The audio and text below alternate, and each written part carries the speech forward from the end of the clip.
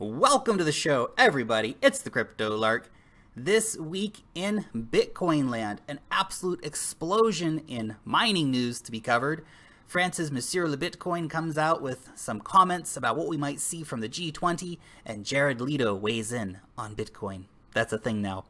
Before we get into that, quick shout out, as always, to everyone who's been hitting that like button, and of course, everybody who's been subscribing to the channel. If you're not subscribed to the channel yet, make sure you hit that button down below to stay up to date with all of the latest in the crypto space. Furthermore, this is, of course, not professional financial advice. This is just a dude talking about cryptocurrencies on the internet. Let's get into it. Quick price point for you. Bitcoin, $8,907. Of course, a nice recovery from the lows the other day, but we are still more than $10,000 below the recent all-time high. Hold strong, guys. Hold strong. Why do you believe in Bitcoin? Bitcoin. I believe in Bitcoin. I believe it will touch the moon. Okay, that didn't happen. Let's continue. Now, there are so many reasons to believe in Bitcoin in spite of all of the crazy amounts of FUD that are happening all the time in Bitcoin land. You know, there's hacks, there's misinformation, there's regulation, there's banker drama. Oh my goodness, it's never a dull moment in Bitcoin land without a doubt, but there are always these moments of, oh, thank you, Bitcoin. And it's not just about the price action, guys. It's about use applications. It's about the ways that Bitcoin can fundamentally change the economic system and the way the world works, and as far as markets, and so many different use applications for Bitcoin, not just as a store of value, not just as a transfer value, but as a unit of account, as a way for people to be their own bank, and, you know, as freedom from the current financial system, and so much more. I believe in Bitcoin. Okay, continuing here. France and Germany demand Bitcoin clamp down. That is a quite sensational headline. This is Monsieur Bitcoin, and let's see what he had to say about Le Bitcoin. Now, really, what this boils down to is he says France and Germany have concrete regulatory measures in place as far as anti-money laundering laws, counter-terrorism financing, of course. And if that's anything to go by, I think what we'll see introduced at the G20 next month will simply be something saying we need to work harder on anti-money laundering, know your customer laws, and of course counter-terrorism financing. So I think that's probably what we'll see. Maybe we'll see a more coordinated effort to get, you know, KYC done on all exchanges operating in the European Union and across the G20, for example. We shall see, but that doesn't sound too bad to me at all. Over in Australia, major banks confirm they won't ban buying Bitcoin. Nice. That's really good news to hear. Again, good on you, Australia, for keeping it sensible in the Bitcoin land. Very nice, of course, to see positive news from banks regarding Bitcoin versus the so often negative news from banks about Bitcoin that we hear. Jared Leto recently in Australia has been interviewed by an Australian radio station in that he talks about Bitcoin. Now, he says, I love the technology. However, it's not safe, it's not secure. I think as far as probably accounts and passwords, this might be what he's talking about, but also I think about as an investment. And I think that's where it really comes into it.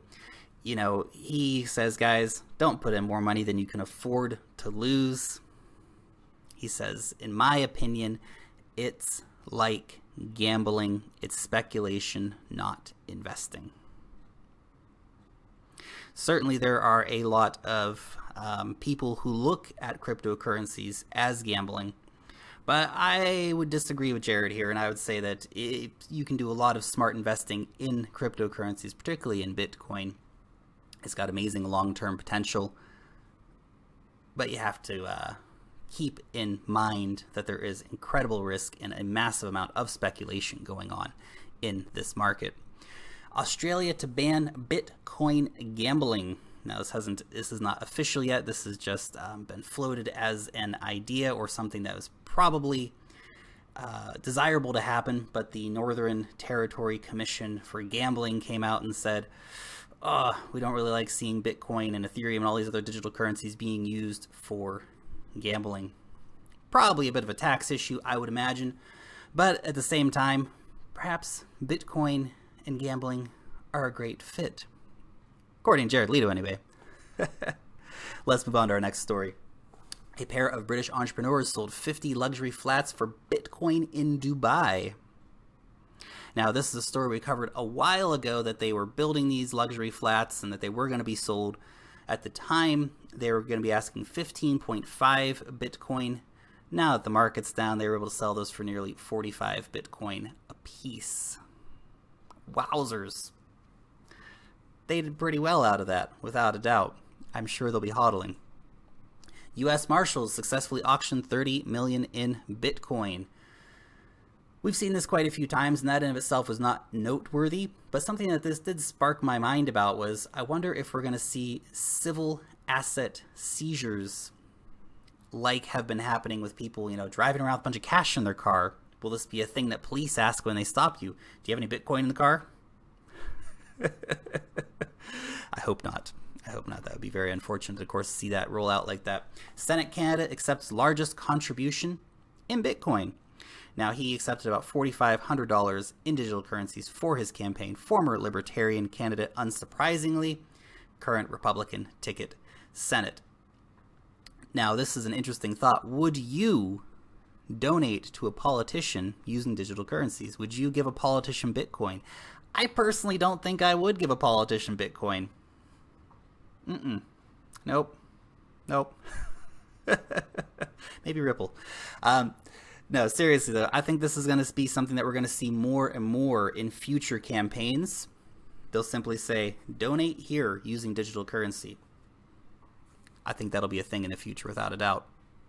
Now, on to our mining news. Over in Iceland, Bitcoin energy use set to overtake homes, says local firm. That is an amazing statistic. At the same time, you do have to remember, Iceland is quite a small country. So, yeah, not so many homes to overtake, I guess.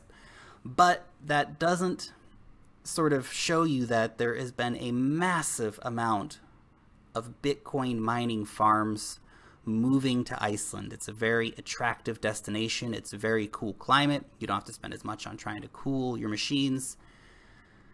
And the renewable energy there is quite cheap. Now, Genesis Mining, of course, their home is in Iceland, but we've seen a lot of other organizations actually getting involved in this. So I'm not surprised that this will overtake homes. In fact, I'm sure it will be the biggest industry in Iceland in like 20 years. On the back of such news, Iceland lawmaker floats Bitcoin mining tax. Now, I know there's a lot of people out there, ooh, tax, Bitcoin, And this may actually dissuade some of those mining farms from moving into Iceland if this gets passed. This is just floating the idea right now. This is not even a draft legislation yet. But I could certainly see why Iceland would want to do that. If you have all these companies there making hundreds of millions of dollars, why not tax them a little bit? Of course, if they tax them too much, the companies simply won't come. So if they are going to do that, they have to find a very reasonable solution that will work for them.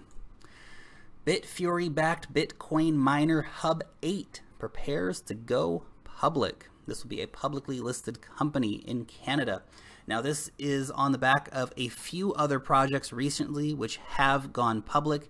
Now, of course, one of the most famous ones is probably McAfee's MTG Capital. He recently stepped down from the board of that, but nevertheless, they have been quite prolific in Bitcoin mining. Recently, we've seen Hive Blockchain go listed as a public company as well. They've bought some mining farms from Genesis Mining, actually. Now, this is an interesting thought. Would you invest in a publicly listed company that's going to pay you dividends in fiat currency for their mining profits? Interesting idea. I kind of wish that they would set it up so you could get at least the option to get paid in cryptocurrencies that they're mining. But nevertheless, it's quite an interesting thing, and I think we'll see quite a few more publicly listed companies like this get on board. Now, the three, to my knowledge, there might be more, but the three that we have already are quite well backed. I mean, being backed by Bitfury is no small thing. Hive blockchain, of course, backed by Genesis Mining, and MTG, of course, had McAfee, but they've got a lot of Bitcoin miners now, and they're one of the leaders in the space as far as that goes. Physical Bitcoin mining hardware store Bitmart opens in South Africa. Now, I feel like next week the headline is going to be physical Bitcoin mining hardware store Bitmart closes in South Africa after selling out of stock. I could only imagine it'll be hard to keep stock for these guys, but that is really great. I think we will definitely see more of these stores being opened up worldwide. Only 2 or 3 weeks ago, I think we covered a story about a similar store being opened in Singapore. Nice to see it happening in South Africa as well.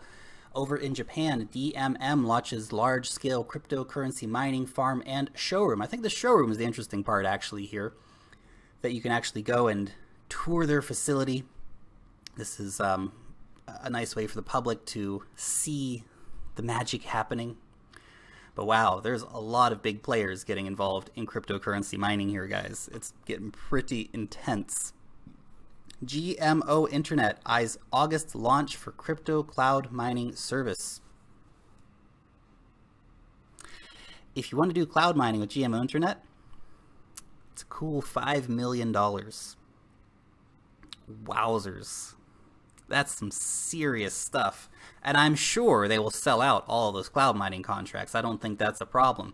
There are a lot of big investors out there who are more than happy to drop $5 million into Bitcoin mining.